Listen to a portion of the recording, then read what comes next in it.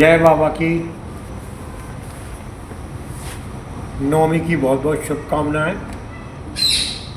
मेरा मन हुआ आज सब लोगों से बात करने का। कोई गलती हो तो क्षमा करना, तो तुझसा भक्त हूँ। कल नवमी है, कल मंदिर पे कन्याओं का भोज है,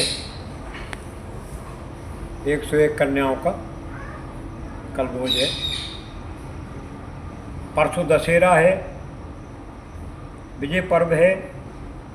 इसकी भी आप सबको बहुत बहुत शुभकामनाएं एवं बहुत बहुत बधाई। इसके बाद में 11 है, 11 की भी बहुत बहुत शुभकामनाएं, बहुत बहुत बधाई। आई मैं थोड़ा बाजार गया था, तो बाजार में कुछ ऐसा चर्चा है कि महाराज माँ का बहुत घमंड है, मुझे बहुत घमंड है, ऐसा लोग अगवा फैला रहे हैं। घमंड में उन लोगों के लिए है मुझे, जो लाइन से हटके आते हैं, अनुशासन तोड़ते हैं, अपने आप को सेठ साहूकार समझते हैं कि हम जाएंगे तो महाराज सीधे दर्शन करा देंगे, वीआईपी ट्रीटमेंट दे देंगे।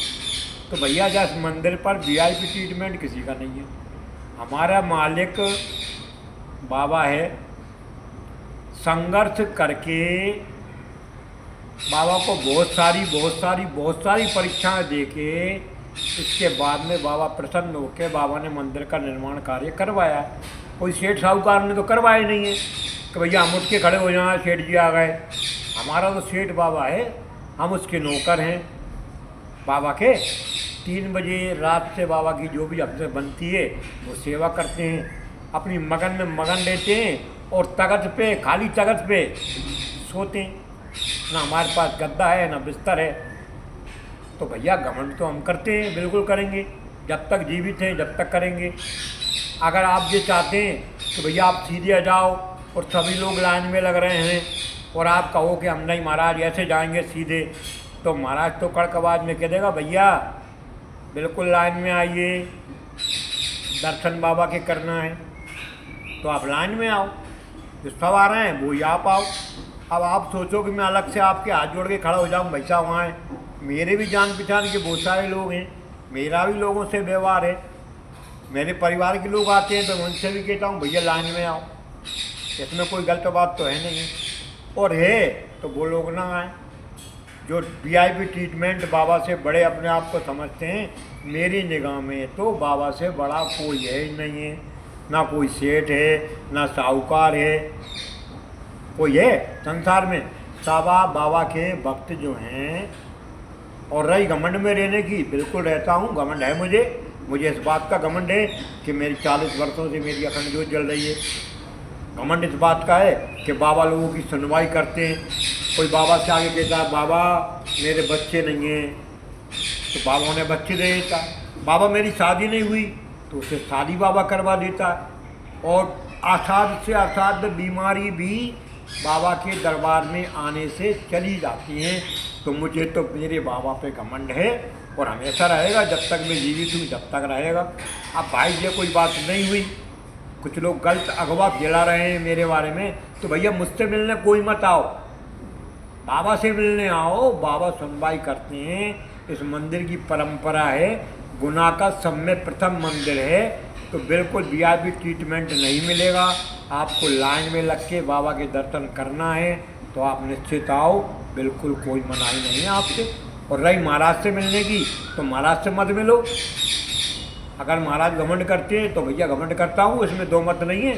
घमंड इस बात का है कि बाबा मेरे दरबार में बैठे हुए हैं, बाबा के दरबार में बाबा बैठे हुए हैं और बाबा लोगों की सुनवाई करते हैं। मैं किसी से चंदा या भीख नहीं मांगता हूँ, मुझे जो भी चाहिए तो मैं जगत के पिता, हम सबके पिता, आपके ना हमारे पिता, हमारे घर के मुखिया बाबा से मांगता हूँ और बाबा मुझे देते हैं। बिल्कुल दिया है बाबा ने, इसमें दो मत नहीं है कि बाबा ने नहीं दिया, बाबा ने दिया।